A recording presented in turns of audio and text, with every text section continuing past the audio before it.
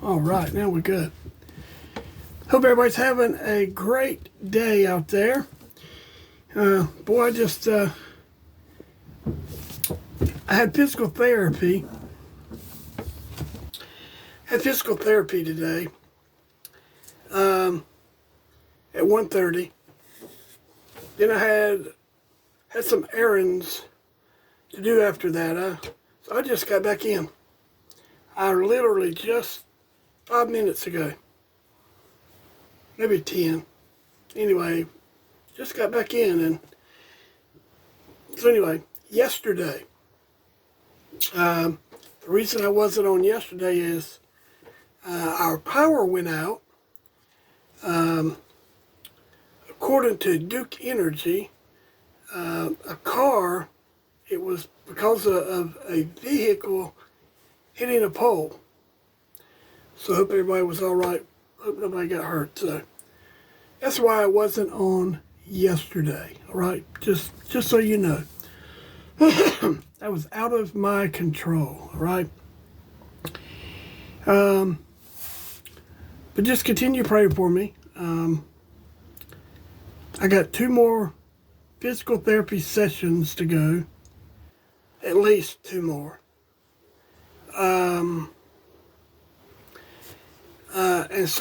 And then I see this is next week I got 2. Then the following week, I see the shoulder specialist and see what we're going to do, see what's going to happen there. I don't know what's going to happen. So just keep me in your prayers, all right? Listen to Brother Sunday this morning, and he was really preached. He preached a good message. He teaches and preaches at the same time. It's you know what? You can tell that he's been preaching and teaching a long time. So you need to look him up. Sonny Tolbert is on the old Black Book Revival Hour, and he comes on at 11 a.m. Eastern Time, 10 o'clock Central Time, all right? So look him up. So, anyway, Zechariah. Yesterday I wanted to continue with 1 Thessalonians. So I didn't get to do that since we lost power. So from now on, starting next week, we're going to have the Sunday school lesson for the week on Monday. And then Tuesday and Wednesday is going to be 1 Thessalonians Day until we're done with that. And then I may go on into 2 Thessalonians after that. But anyway, so on Monday is Sunday school lesson for the week. Tuesday and Wednesday will be 1 Thessalonians Day. And then Thursday and Friday will be Zechariah Day. Those 2 days. Okay? I think that's how I'm going to start doing it. So we get into this today. Zechariah, we're on chapter number 2. And we're going to be covering verses 3 and 4. I don't think I'll get to 5 today. But we may get to 5. I don't know. But we're going to try to cover verses 3 and 4 today. All right. So we're going to get into this. Zechariah. So let's read the first 2 verses, and then we'll go from there. Right. So in chapter 2, verse 1 of Zechariah, I lifted up mine eyes again. Remember, he did it over there in chapter 1. He did that. He looked up and he had a vision. Well, here's another one. So I lifted up mine eyes again and looked, and behold, a man with a measuring line in his hand. Then said I, Whither goest thou? And he said unto me, To measure Jerusalem, to see what is the breadth thereof, and what is the length thereof.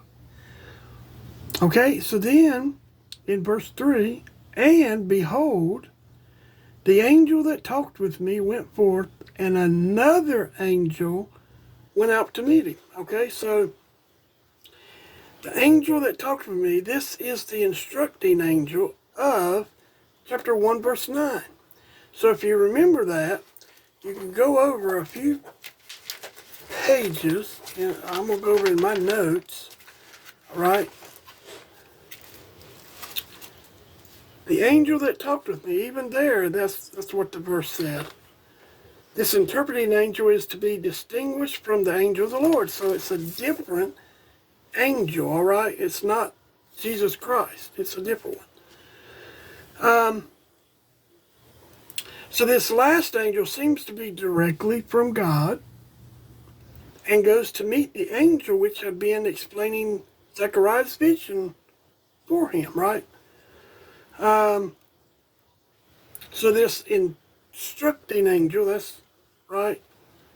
So here he is. He's been telling Zechariah what's coming. What's what's coming. And now we know that this is for future, okay, days. It's not for the day of Zechariah. It's not in his day. It's for later on down the road. And I can't remember what year that this took place. So this has been hundreds of years, all right, since Zechariah was shown this, and it hasn't happened yet, okay? And then, then we get into verse 4. So he says, so he went out to meet him and said unto him, right? I'll just read 3 and 4 together. How about that? And behold, the angel that talked with me went forth, and another angel went out to meet him, and said unto him, Run, speak to this young man, saying, Jerusalem shall be inhabited as towns without walls, for the multitude of men and cattle therein. Okay? So the news was so wonderful. If you hear a buzzing sound, that's somebody calling me. I'll call them back. So the news was so wonderful that it was to be heralded immediately. In other words, you've seen these heralds in the palaces, right? The king, he wants something told, and so it's like Paul Revere. Okay, just think about Paul Revere. He was riding around on his horse saying the British are coming, right? Well, in a king's court, you have this guy, and he's telling you what the king wants him to say. And he might even go through the town, You could also look at when the president does the State of the Union address, and the man comes out and he says, the President of the United States, right? And so that's a herald. He's crying out. And he's supposed to do it immediately. It was so wonderful to do it immediately. An angel arrived to explain that Jerusalem will become so large that it will extend beyond any wall. Okay? Now over there in Jerusalem today, I don't know how big it is over there today. I don't know if it's as big today as it was back then, because they've given away so much of their land. Israel is not even half. It's probably a quarter the size that it's supposed to be. All right, because they've tried to make peace over there, and they've given this away and given this away and this part away, and but there's coming a day. That's what this angel was telling Zechariah, that Jerusalem will become so large that it's going to extend beyond any wall. What about that? Look at Isaiah chapter 49, verse 19 and 20. For thy waste and for thy desolate places, and the land of thy destruction shall even now be too narrow by reason of the inhabitants. And they that swallowed thee up shall be far away. The children which thou shalt have, after thou hast lost the other, shall say again in thine ears, the place is too strait for me. Give place to me that I may dwell. Now, here's what I look at. I look at back in Nehemiah. Hey, Preacher Porter. Sorry I missed your video today. I was at physical therapy. Then we had errands to run, and I just barely got in to do this video. So, anyway. Yeah, better late than never. Amen. So I look at back in the day of Nehemiah, back in Ezra and Nehemiah, if you look back in that, and remember they brought people in. But the wall, they built the wall. But what this is saying, that Jerusalem is going to be so big that it's going to go beyond the walls. Okay? And now this, you got to remember, this is for a future day. It wasn't in Zechariah's day. It's for a future day. And like I say, over there, I don't know how big Jerusalem is today, the city. I don't know how big it is today. But one day, as we looked, well, I don't know, we're going to see, I guess, as we go on. But you got to remember, it's going to be 1,500 miles squared. Okay? That's just the city. That's going to be the city, Jerusalem, right? Just the city. When it talks about New Jerusalem coming down, right? And that's just the city. I just want you to understand that. Then Ezekiel, look what Ezekiel says. Chapter 38, verse 11. And thou shalt say, I will go up to the land of unwalled villages. I will go to them that are at rest, that dwell safely, all of them dwelling without walls and having neither bars nor gates. You know, you got to remember, they built walls back in that day to keep people out, to keep people safe. These kings would come in. These kings would, you know, when after King Saul, remember the people, everybody wanted a king. We want to be like everybody else. Okay, and we want to have a king to rule over us. And what they didn't realize was they already had a king. Okay, his name was God. Okay, so they already had a king. So here they are, and they was wanting another king. We don't like this. You know, they were basically saying, we don't like the king that we have. And it was God. But they didn't like him, so we want to be like everybody else. So give us a king. So they had King Saul. Okay? And then we know what happened to him. Hello there, my sister. Good to see you on here today. Okay, so looking forward to being breakfast in the morning. Looking forward to that. I look forward to any time I eat. Anyway, they was wanting a king back then. So it's about 18 times bigger than a Borg cube. What in the world is a Borg cube? That's some of that language that you use that I can't, it's too big for me. What is a Borg? I know what a cyborg is. So anyway. But it's too big. So what he's telling them there's coming a time when there won't be no walls. And that's what he's telling them. He's telling them about the city Jerusalem, you know, after everything's done. Star Trek, you've lost me already.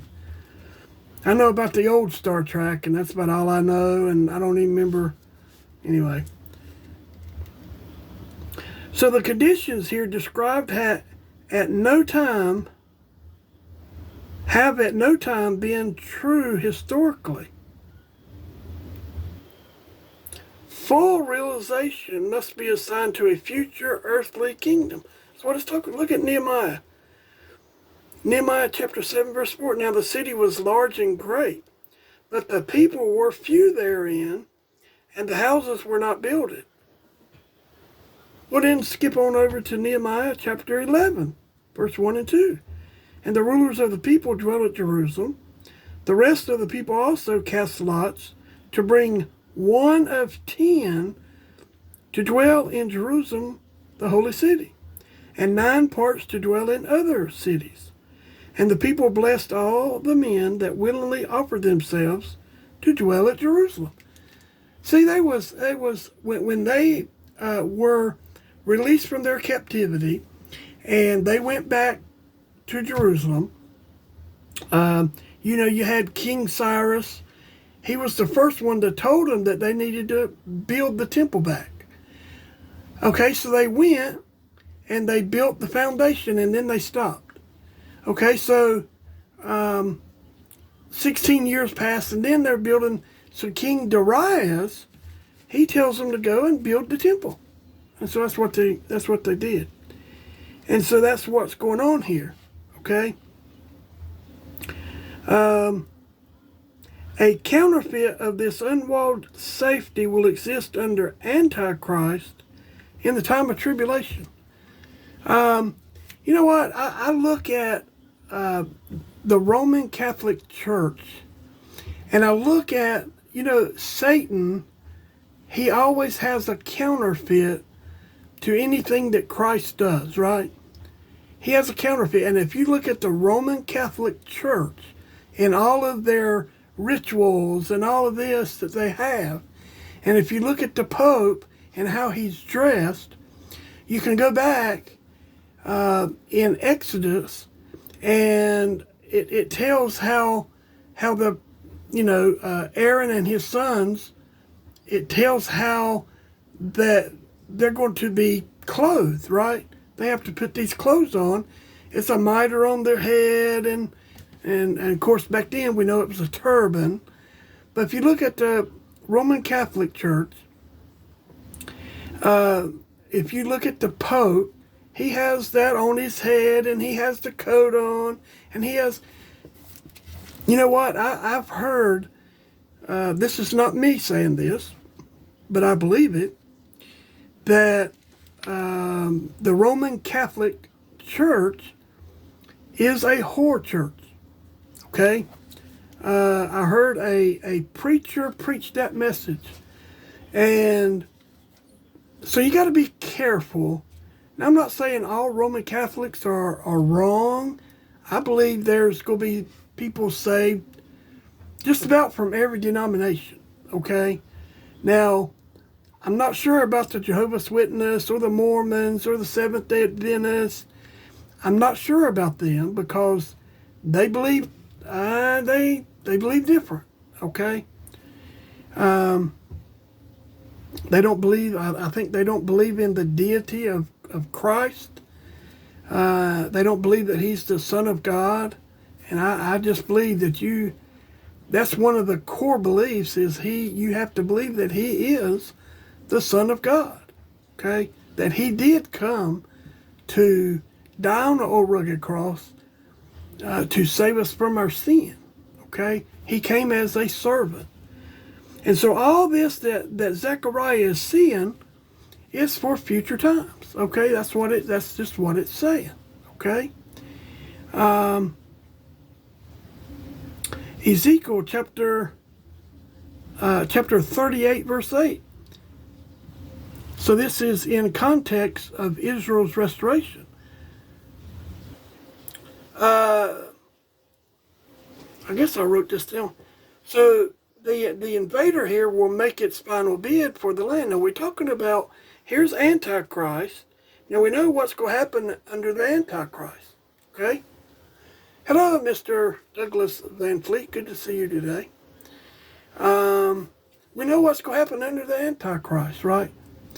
It's going to be for the first 3.5 years of the tribulation period. Everything's going to be hunky-dory. It's going to be great. Okay? And then after that, it's going to be hell on earth. Okay? People, now let me just say, the people that are left here after rapture of the church, okay? The ones that were convicted and decided that they didn't want nothing to do with the Lord. They never accepted the Lord, even though they had chance after chance. Those people, they will believe a lie, okay? Because he said that he's going to send strong delusion. So those people will believe a lie, take the mark of the beast, and go to hell. Okay?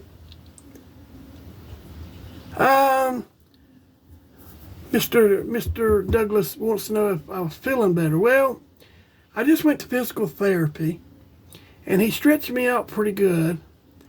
I'm in some pain. You know what gets me is, during the day, I'm sort of okay. I'm in pain. I deal with it during the day. But at night, it throbs like a toothache, and it's just, it keeps me awake, or it wakes me up, either way. So I'm looking forward to seeing the shoulder specialist on the 24th. I do have 2 more physical therapy sessions next week, so I don't know. So we're going to see how it goes. I'm going to try some ibuprofen and see if it takes some of the inflammation away. So I hope so. But I'm actually, he said he was measuring me today about my motion, and he said it is better. So I'll just have to, I'll take his word for it. Amen. So anyway, the Lord's, he's good, and it's all going to be all right. Amen. But thank you for your prayers. So anyway, so this Antichrist, you know, and what is it that 1 John tells us? In the world there are many Antichrists, right? There's a lot of people out there running around. They're not trusting in the Lord. They don't want nothing to do with him. They're Antichrist, okay? Anyway, so this invader will make its final bid for the land. And this brought back from the sword refers to, evidently I didn't put this down, because it's, oh, I got it right here, 38. I still don't see this. I didn't even put these down. I put them in here, but I didn't. I put the Bible verse down, but I just didn't put the verse. I put, what about that? Usually I don't, okay, anyway. Let's see if I can get to Ezekiel. All right, it won't take me long. Just bear with me a minute. Ezekiel, let's see here, 38. Bear with me a minute. We're gonna get it.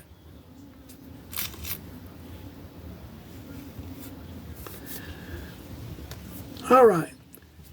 It says in verse 8, Ezekiel 38 and verse 8, after many days thou shalt be visited. In the latter years thou shalt come into the land that is brought back from the sword, and is gathered out of many people, against the mountains of Israel, which have been always waste, but it is brought forth out of the nations, and they shall dwell safely, all of them. So you got to remember, this is for a later time. It's on, I got it over here on my tablet. That's where, usually I have the Bible verses printed out. You know how I do my studies.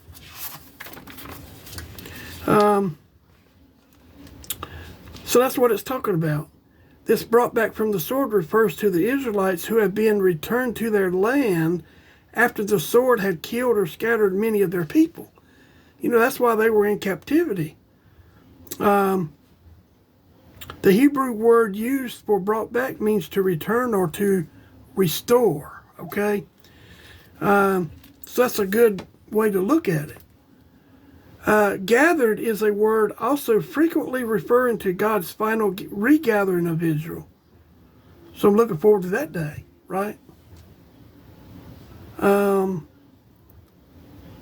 So, we got something to look forward to. Us Christians have something to look forward to. You know what? It's not going to be doom and gloom. I mean, down here we have troubles and trials and heartaches and sorrow and all this that goes on down here. But you know what? There's coming a day when those will be done away with. We won't have them anymore. Dwell safely means the Israelites blessed estate after God has brought them back to their land. And you can go back, look at, I told you to look at Nehemiah. That's a good book to look at. Then look at 9. Ezekiel chapter 38, verse 9. Thou shalt ascend and come like a storm. Thou shalt be like a cloud to cover the land. Thou and all thy bands and many people with thee. This will be a massive army of all of the above-mentioned nations coming to attack the little land of Israel. There will be so many of them, they will stir up dust, and it will look like a cloud covering the land. You know what? There's going to come a day when all the nations, and I think even America, America is not mentioned in prophecy as far as I think America, just like Preacher Porter, I think America is going to be go into the Roman system, if you will. It's going to be all like a one world government. They've been talking about a one world government. And it's going to happen eventually. Okay, America will turn its back on Israel. And so these nations will come against Israel. But guess what? God fights for Israel. And he's going to fight everybody. And guess what? He's going to win. All right? He's going to protect Israel. He's not going to let nothing happen to him. And then in verse 10, thus saith the Lord God, it shall also come to pass, that at the same time shall things come into thy mind, and thou shalt think an evil thought. This evil thought comes from an evil heart. Well, look around the world. There's a lot of evil in the world today. Okay? Just telling you. Hello, Miss Mary. Hope you're feeling better. So we must remember that God is using Gog's evil thoughts to pull him to this battle, the same as he did with the Pharaoh of Egypt. And we know Pharaoh, remember Moses, let my people go. That's where I'm in my daily reading, where he let the people go. I'm fixing to finish up Exodus. So we know how that went. Okay? Then we get to verse 11.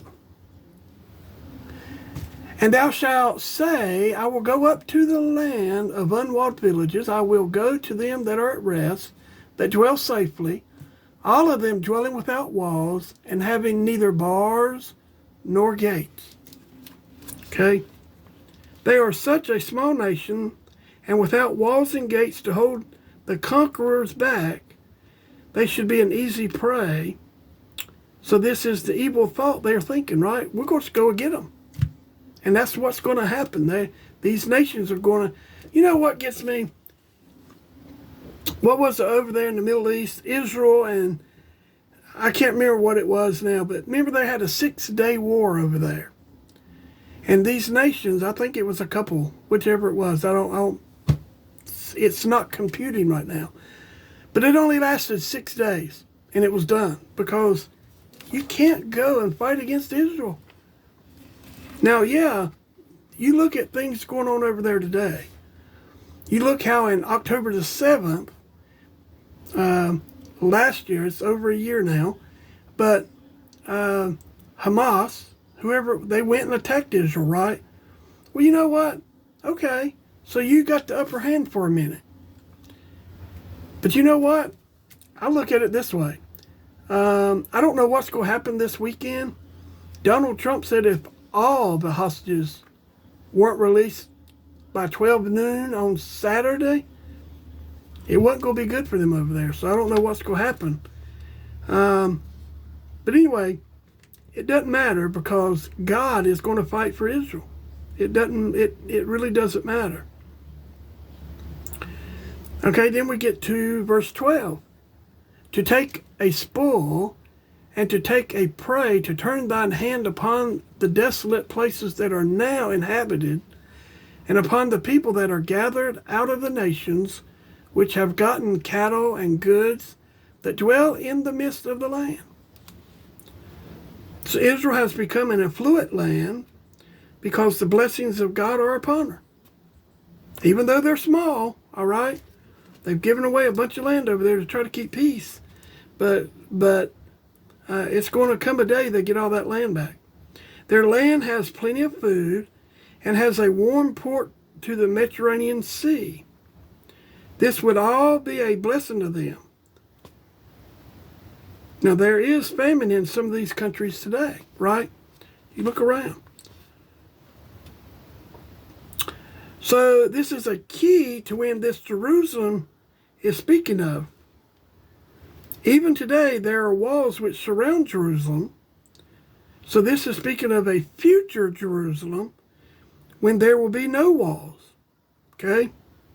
The young man here is probably the prophet Zechariah, and the second angel has brought a message to be delivered to Zechariah.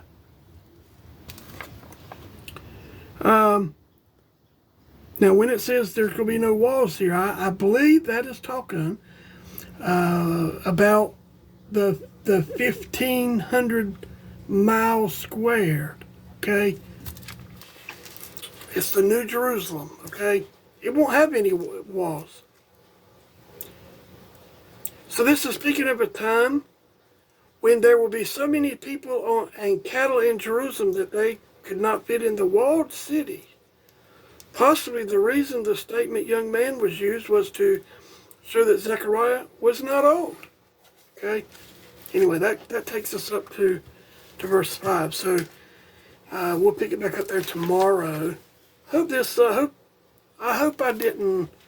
wasn't garbled. Hope I made sense today. I'm no Bible scholar, that's for sure. But I'm looking forward to that time when, you know what? You won't have to worry about any wars or rumors of wars or any of that. It's going to be over. And we're going to be in heaven. No pain, no sorrow. We don't have to worry about, our finances and any of these things. We won't be worrying. You know what? We're a people that worry. Christians ought not to be worried about anything.